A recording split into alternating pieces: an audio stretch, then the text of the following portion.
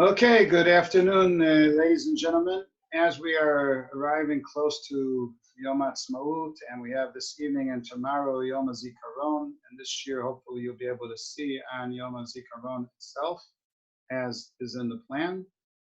We are starting off with the first pioneer who actually made Aliyah to Eretz Israel. The first one who did so was Avraham Avinu himself. He was told in Perek Yud Beis of Bereshis, in the beginning of Lech Lecha, Vayomer Hashem al Avram, Lech Lecha me'aretzecha mo'atcha beit avicha la'aretz asher arek. His first mission was to arrive in Eretz Israel and actually to be exposed to the sanctity that Hashem offers in the Holy Land. He wasn't even told where his country is. He will be told where to go. He will be shown. And shortly after Avram got to Canaan, which was the original name of Eretz Israel, because of the original inhabitants living there. When Avram Avinu got to Shechem Elon Moreh, as mentioned in Parshas Lech Lecha, the Torah says, "Va'knani va'prizi az yoshev ba'aretz." Country was not empty. The Canaanites were already here. And shortly after Avram arrived, there was already a famine in the country, a hunger. And Avram Avinu decides to go to Egypt.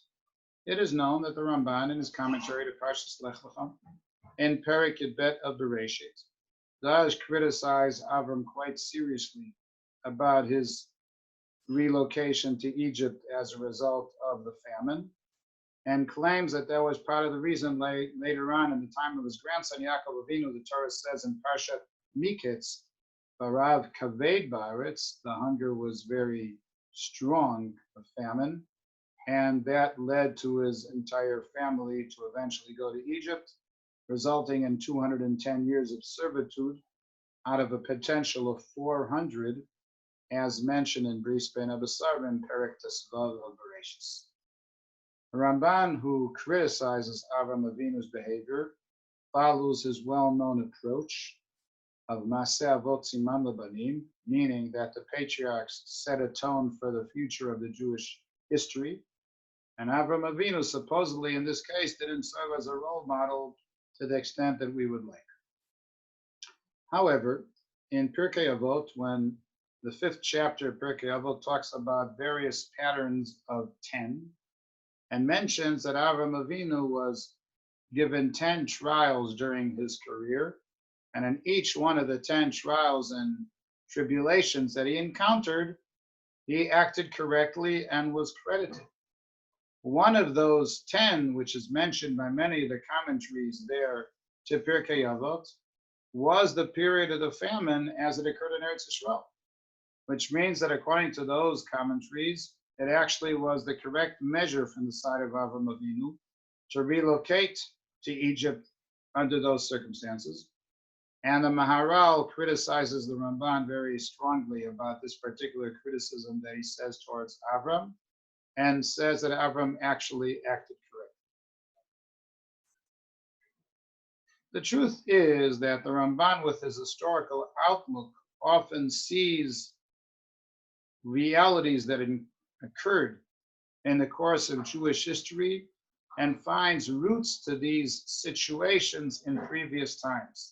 It doesn't necessarily mean that the Ramban is criticizing and judging Avram to that extent, but is telling us that if you're looking for the roots of times when the Jewish people suffer with a lack of proper attitude towards the country, even if Avram personally could have justified his act, he wasn't the father of a people at the moment when he left the country. He was a single Jew at the time.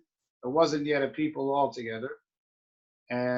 Nevertheless, some people who don't have enough of a proper relationship towards Eretz Israel may get to the recognition, way it's not me who decided so.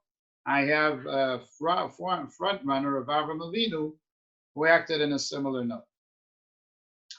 In the Gemara, the 5th parak of Baba Batra, the Talmud describes towards the end of the chapter what is mentioned in the beginning of Megillat Ruth, which we'll be reading in just over a month from now on Shavuot.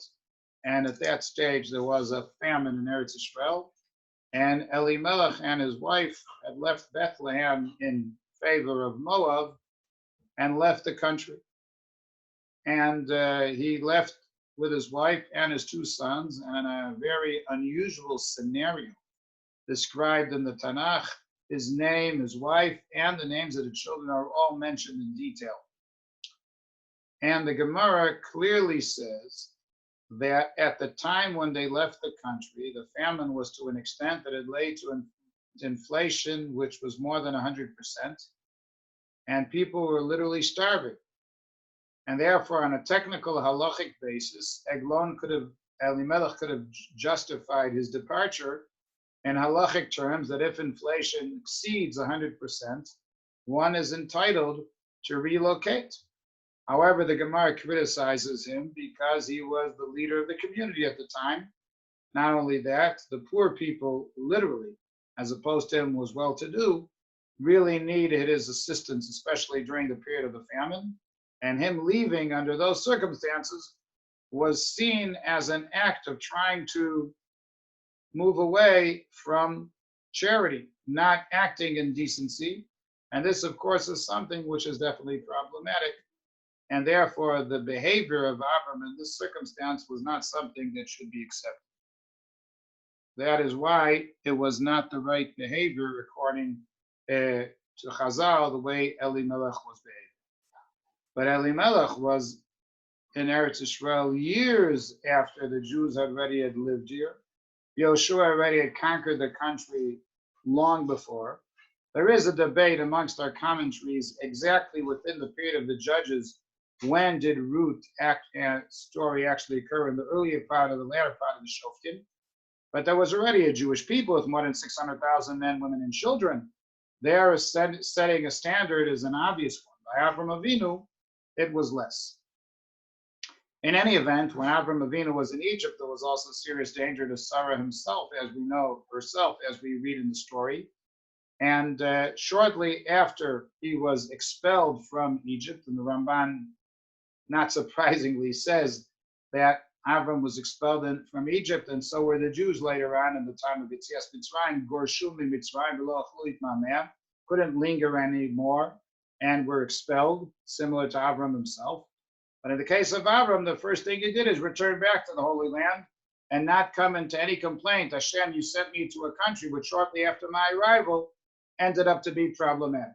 So there's a definite way of looking in a favorable attitude towards Avram in this situation. In any event, Avram Avinu, as I mentioned earlier, was promised in the covenant of parts, Brit Ben Tarim and Perek Vav of Bereshit, that the country would be given to his children, and for many generations in the future, the Holy Land will be his. Furthermore, Avram Avinu, one chapter earlier in Perek Yudalad, the story of the covenant is in Perek Vav. In Perek Yudalad, Avram Avinu goes and conquers the entire country, at least in the northern side of it, in order to get his nephew Lot out of captivity. He was told by a refugee who Chazal identify as Og, the king of Bashan, who at that stage was a younger person, and was a refugee perhaps even from the time of the flood, let alone from the war between the 4 and 5 kings. And he told Avram that his nephew was taken in captivity. Our rabbis tell us that his intention was not positive. He was hoping Avram Avinu would be tempted to go and fight and would get killed, and that he would take Sarah. Nevertheless, as a result of that message, Avram Avinu went and conquered the whole northern part of Israel, and he actually got even north of Damascus, as the Torah mentions. In the poem that is actually recited at the Seder table towards the end, Vahi B'Chatzi Halayla, we find within the Midrashim, and the Haggadah took that Medrash into account, that the conquering of Eretz Yisrael by Avram was done on Seder night. And there's even a hint to it in the text itself. The Torah there says, it was a night that was divided into two. When do we have a religious date which is divided into two parts at night? That's the midnight of Yetzias Mitzrayim, and also at the Seder table itself. So Avram Avinu had conquered Eretz Yisrael for the first time, the whole northern part, on Seder night, setting a tone for the future. Avram Avinu also had his first son Yishmael when he was 86, but then Yitzchak was born when Avram was 100. And Avram had child Yitzchak, according to our rabbis, on Pesach. When the angels came to tell Avram and Sarah about the forthcoming baby that would be born within a year, the same evening the angels went to visit Lot and he baked matzah for them. And Medrash Rabbah and Rashi bring in Genesis 19, Tet of Bereshit, that it was Pesach, and that's why he baked matzah for them. And if the same evening that he ate matzah in Lot's home was the same day when he arrived in Avram and Sarah's home, promising them that within a year he will have a baby by the name of Yitzchak, even the name was given in Parshas Lech Lecha, that means that Yitzchak was born on Pesach. In actual fact, he was a premature baby. The Gemara in Rosh Hashanah Daf Yud Aleph tells us that Sarah became pregnant on Rosh Hashanah. One of the main reasons why we read the story of her pregnancy and delivery on the first day of Rosh Hashanah. She and Hannah were both remembered on Rosh Hashanah. So first day we read about in the Torah of Sarah having Yitzchak, and in the Haftarah of Hannah having Shmuel. In any event, if Yitzchak was born on Pesach, that means it was in the middle of the 7th month of the pregnancy, a premature baby. Similar to Moshe Rabbeinu, was born, according to many commentaries, in the early part of the 7th month, which enabled his mother Yocheved to hide him for 3 months, and the Egyptians were not able to realize that a new baby Jewish boy was born despite the decree. If Yitzchak was born on Pesach itself, and Avram, as mentioned, Parshat Be'er, was 100 years older than Yitzchak, we can figure out actually when Yetzias Mitzrayim occurred. One of the things which relates us completely to the birth of the state of Israel is 1948, although that by us is considered a secular date related to the Common Era.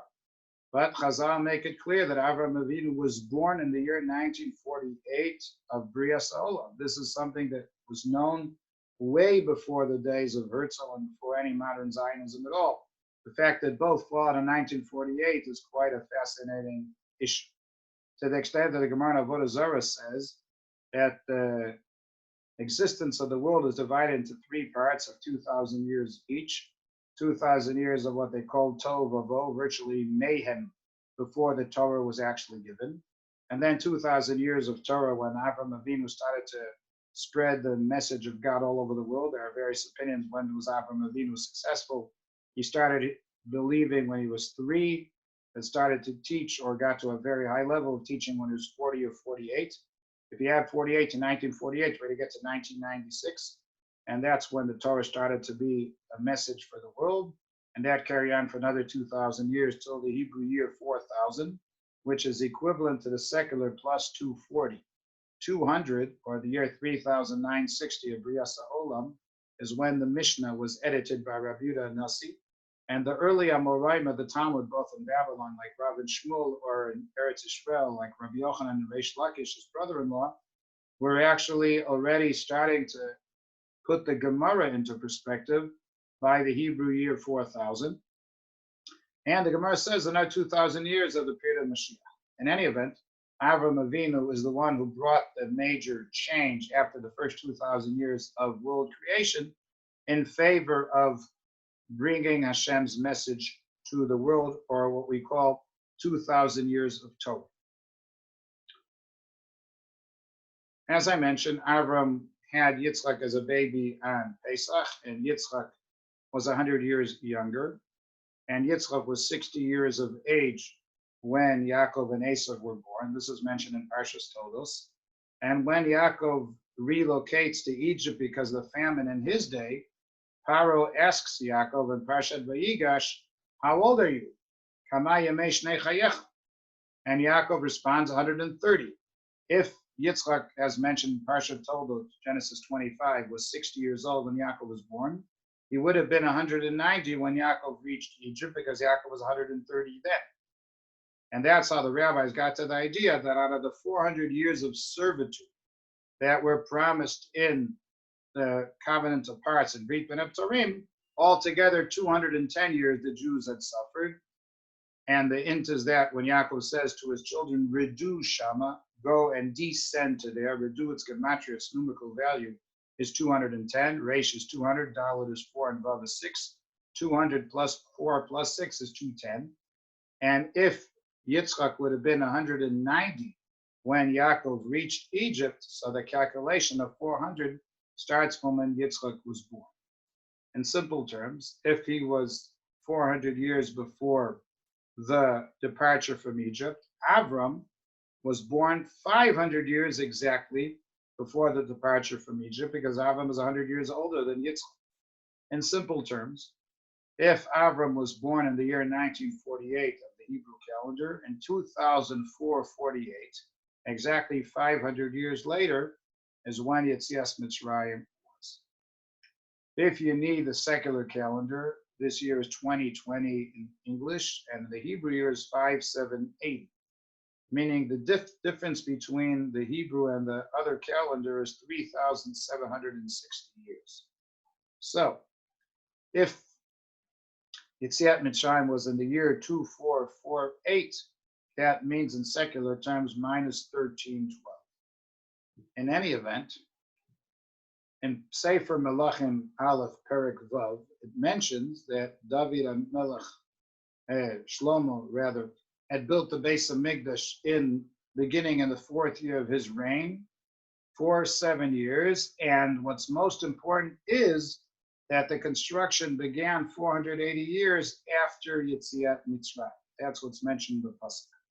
If you take out of that 480, 40 years when the Jews remained in the desert, that means from the time Yoshua, who was the real national pioneer of taking Eretz Yisrael, came into the country until the building of the Beit HaMikdash, 440 years went by.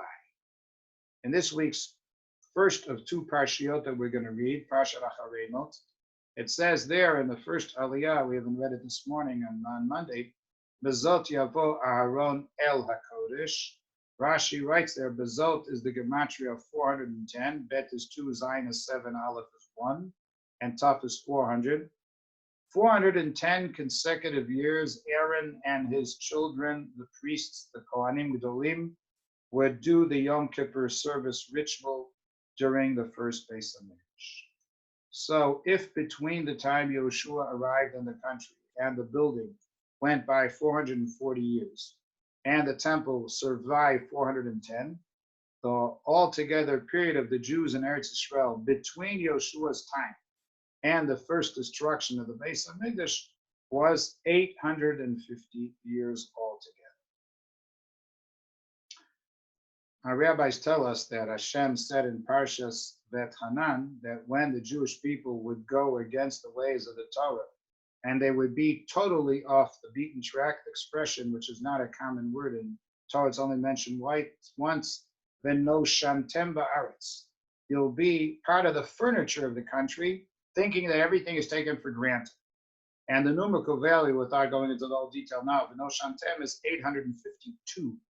So Hashem was kind to us to take us out of the country 2 years before the verdict would have been that Chas v'Shalom, because of the sin, we not be able to come back. So Hashem let us out of the country 2 years before that plague were to occur, in order to enable for the Jewish people to return to the country when it would be applicable. If we think for a moment about Yoshua's entry to the country, I mentioned to you during the Pesach period that Yoshua had arrived in the country on the 10th of Nisan, and the day afterwards he organized a bris for most of these men who weren't able to have a bris during the period of the desert. And they had to recover for 3 days. And then on the 14th, after the recovery, is when they brought the Korban Pesach, the Paschal lamb. So the 2 most important positive commandments of the Torah, the one to do the bris and the other, the Korban Pesach, were done both in the first week of the Jews settling in Eretz Yisrael. For the most part of Yoshua's career as a leader, he was dealing with the conquering of the country. It wasn't so easy.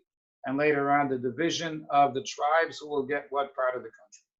But at least during the fundamental period of Yoshua's leadership, everybody was following the ways of Hashem in the positive sense of the word.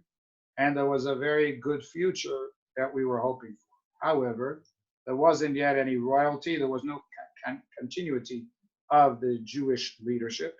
And that fundamentally was part of the problem in the interim period between the time of Yehoshua and the time when the king started to rule our country. That interim period, which was for more than 360 years altogether, was the time of the Shoftim, who are known as judges or leaders, that were not a direct Talmidim, pupils of Moshe Rabbeinu like Yehoshua was, and we're talking in the pre-monarchy period. The motto of that period, mentioned 4 times in the book of Shoftim, is that in those days there's no king in Israel and everybody does their own thing.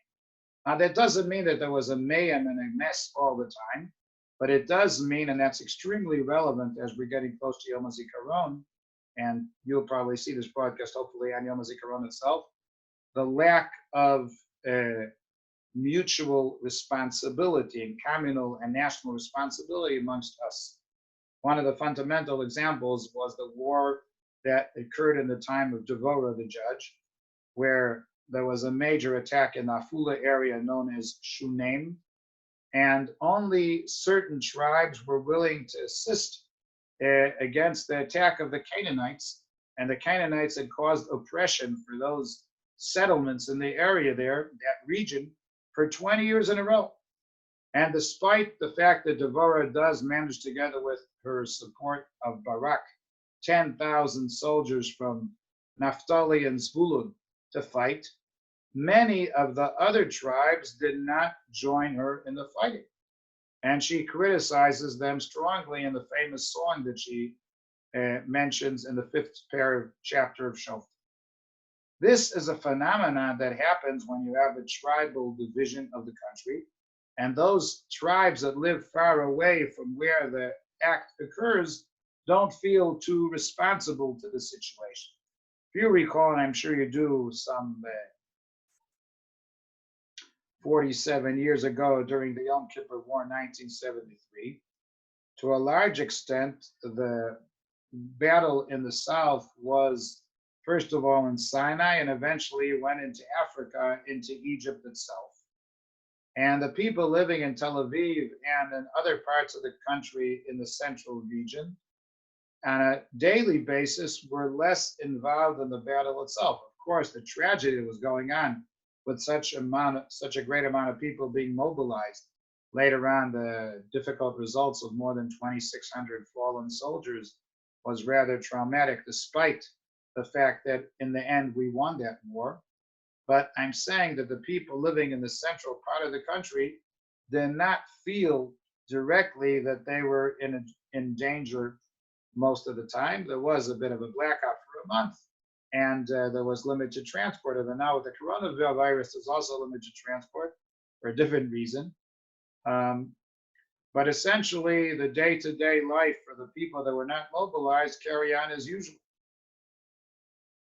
Same thing when the Japanese attacked Hawaii and Pearl Harbor. A person living in Washington State or Nebraska didn't feel that the battle was across the street from where he was living.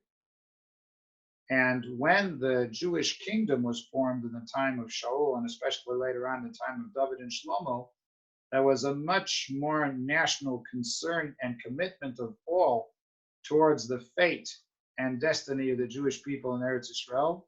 And that is one of the very important elements of Yom HaZikaron in general. That once the Yehoshua had conquered the land, and we had the tribal division, but that wasn't overly successful. From the time when the royalty began and the country was unified together with a mutual effort, things had changed. The 2 parshiot that we read this Shabbos, Achrei Mot Kedoshim, seem to befit very much the fallen soldiers after the holy and pious people, and anybody who gets killed because he's a Jew in favor of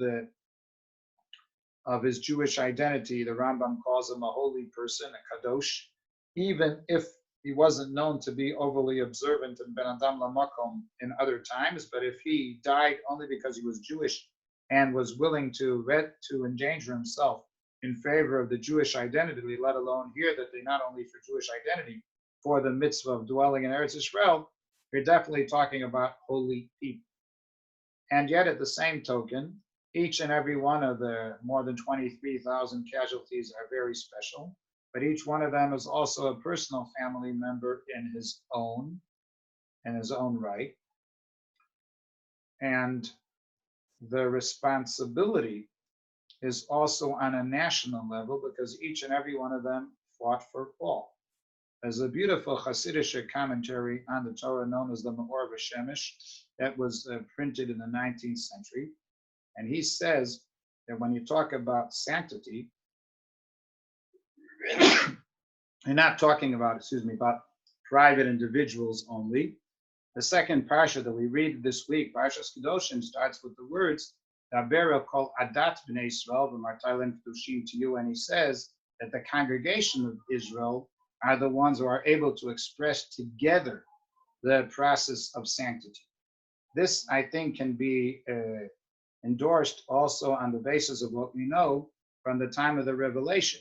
In Shemot Perek Yutet, just before Matan Torah, Hashem says to Moshe Rabbeinu, "Vatem tiyu li mamlechet kohanim v'goy kadosh." You will be a kingdom of priests and a holy nation. Although in the first portion that we read this week, Acharemos, the Kohen Gadol is the only one who enters the Holy of Holies, and no person will join him in Ol Moed until he leaves, as we read today in the Torah, and we'll read again on Shabbos. But that's only to the special pardoning of the Jewish people once a year on the Day of Atonement. But every Jew has the potential in his behavior to actually reach a level of sanctity and holiness. So on the one hand, at the time of the Shoftim, there definitely were a lot of good people, and we see that in Megillat Ruth, which is in a parallel period of some of the Shoftim, as quoted in the beginning of the Sefer there, Vahivi Meshvot Shoftim. And most of the people there, not only Boaz, most of the people there were very kind and considerate towards Ruth and towards Naomi. But in general, there wasn't a sense of national responsibility until the royalty actually occurred. And even then, it wasn't for too long, unfortunately, shared by all, because 30 years after Shlomo had finished to consecrate the Beis HaMikdash, there already was a separate between the Samaritan or Northern Jewish kingdom and the Davidian kingdom. I'm sure many of you have been in the past in the Rockefeller Museum, not the Rockefeller Center in New York, the Rockefeller Museum in the old city of Yerushalayim. Now, for security reasons, not only during the Corona, in recent years, it's not in a very convenient place for some people opposite Damascus Gate. However, if you've been there, they actually have on the windows there each and every one of the different parts of the course of Jewish history. And the period which they call the Israeli period is when we had two Jewish kingdoms simultaneously operating. To a large extent, after the first temple was destroyed, the national and political independence of the Jewish people had been taken away during the time of the second Beis HaMikdash, which started 70 years after the first temple was destroyed. At most of the period of the second Beis HaMikdash, we did not have political independence. First of all, we were granted the right to build that Beis HaMikdash by the Persians who also funded it. Subsequently, the Greeks took over and also contaminated the oil and other parts of the temple until the Hasmoneans were victorious. And after the drop of the Hasmoneans, which had altogether free kingdom between 77 to 81 years, that's the maximum we're talking about, primarily Judah, the Maccabees, Simon, and Jonathan. Those were the three which fundamentally had independence. Afterwards, the Romans took over, and they were there for a long time and were very powerful as an empire. The Gemara in Masechet Yoma tells us that during the Daftet, the first temple, there were two versions, either 8 or 18 high priests altogether. Kohanim Dolim only 8 or 18. Since, as mentioned, the first temple existed for 410 years, you don't need to be a mathematician to figure out that either the average Kohen Gadol was functioning for more than 50 years, which is fascinating, between 8 Kohanim for more than 400 years, and even if we say there were 18 Kohanim, still by average more than 20 years, each Kohen Gadol was functioning as such. That's in the first temple. And the truth is that the Davidian kingdom made a very important effort to try to maintain very close contacts and relationships between the Levim and Kohanim, together with the royal leadership, understanding well that what the Davidian kingdom has and the Samaritan kingdom doesn't, is the holy center of the Jewish people. So although technically, as far as land is concerned, the Samaritan kingdom is much more of an expanded area, and the Davidian kingdom was much smaller physically, but spiritually, all the centricity of the Jewish faith was transferred to Yerushalayim, which added tremendous popularity to the area. But during the second Beis Hamikdash, where the Jewish people, most of the time, except for approximately 80 years, did not have their own royalty, the Kohen Gadol became also the most important position in the Jewish group as a whole. When the Jewish people had their own royalty and kingdom, or like Baruch Hashem today with the state of Israel, so the government, or at the time the king, was the most important authority on a political and a practical level. But that's because we had our own independence.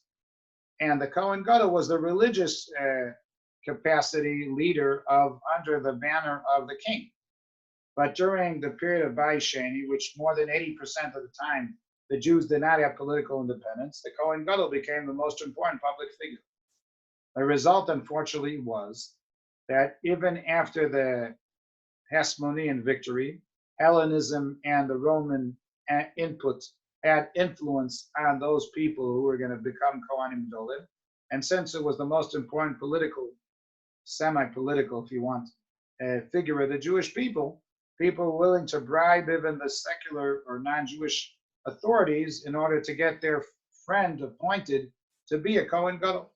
As a result, the Talmud of Masechet Yoma says that in the last 300 years of Bayis Sheni, every Kohen Gadol was only in office for a little bit more than a year. They didn't ever do 2 Yom Kippurs in a row. And that's because they weren't appointed by merit, but rather by protection and by, you want to put it, a bribe of giving money. Indeed, the Jewish communal leadership in the diaspora has always been related either to its religious leadership or at least to the communal leadership, because if we don't have our own political independence, it's either the rabbi, the judge, the communal leader who collects the taxes for the king. These are the people that are given the most important respect, and they are part of the senior body. But when the Beis Hamikdash is around and when there's a Jewish royalty and kingdom, the rabbis assist the political leadership, but the political leadership is the dominating force.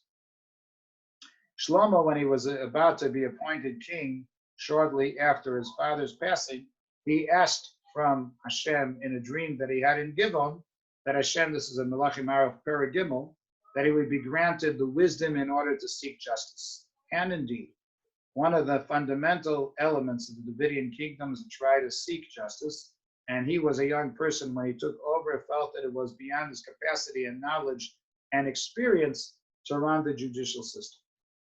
The Haftarah, which is in many shuls read on Yom Ha'atzmaut, and in Chutz La'aretz it's read on the 8th day of Pesach as the Haftarah anyhow, even in the diaspora, is talking about the future kibbutz galiyot in gathering of the exiles.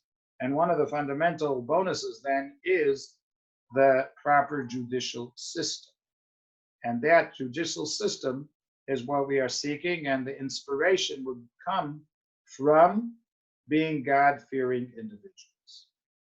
We have been blessed, Baruch Hashem, for the last 72 years. That's 4 times Chai, with the independence of Eretz Yisrael and the state, and Baruch Hashem, the growth of the Jewish population in more than 12 times the amount that we were. Some say close to 15 times the amount that we were at the time of the formation of the state 72 years ago. As opposed to us, the American Jewry hasn't even grown in numbers since 1948 due to the major rate of intermarriage and very small families, if at all, that are formed within the Jewish community. But there are still many things related to the Jewish legal system and to trying to make a fair and just society. But we still have a lot to work on. And hopefully within the course of the next couple of years, Am Yisrael will be benefited to see a change. It could be that even the local virus now, which puts even the so-called affluent people a little bit down with their arrogance, because now everybody is virtually in isolation, and it doesn't matter how much he really has for that. It could be that there will be better interaction as a result of the current situation, hopefully for many years to come. I always used to feel that that was particularly noticeable on Shabbat when I need to speak for my community or for other purposes with a senior executive. Often you phone 5 or 6 times and get an answering machine to leave a message. And on Shabbos, they daven in my shul or in the area, I could speak to them directly without using any secretary and get to them directly. Although the problem is, of course, sometimes it relates to things which are not really Shabbos-tic, and therefore you're not going to get into a long discussion on Shabbos and secular items, God forbid. What I'm saying is that on days where people are all not working, we all have a much greater sense of equilibrium. And during the period of the isolation, seclusion, quandary that we're in at the moment, people do get a greater feeling of unity and equal opportunities. And also, I've had the privilege of meeting people with a minyan that we had in the porches in recent weeks that otherwise I don't know if I would have known them as well as I know them today. Some of them are even neighbors of mine, but in previous periods in a city, you don't really know all the people who are not together with you in the same building.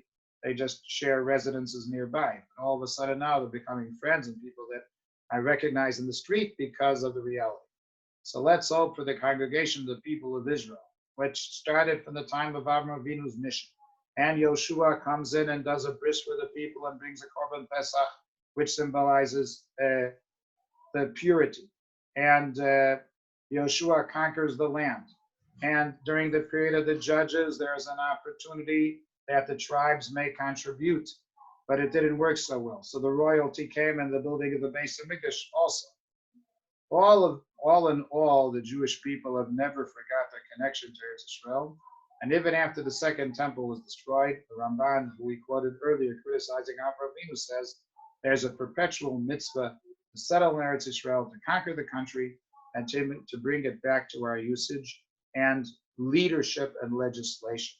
So I'd like to wish you all in the English group of having a Yom Ha'atzmaut Sameach, and that we should commemorate the fallen in a way that will befit this situation, namely to improve our moral behavior, our teaching, our attitude, and hopefully we should all be blessed with good and long health, as we said in Birkat Chodesh 9 days ago, not only Chaim Aruchim as a plural of length, but Aruchim as a plural of health. Thank you.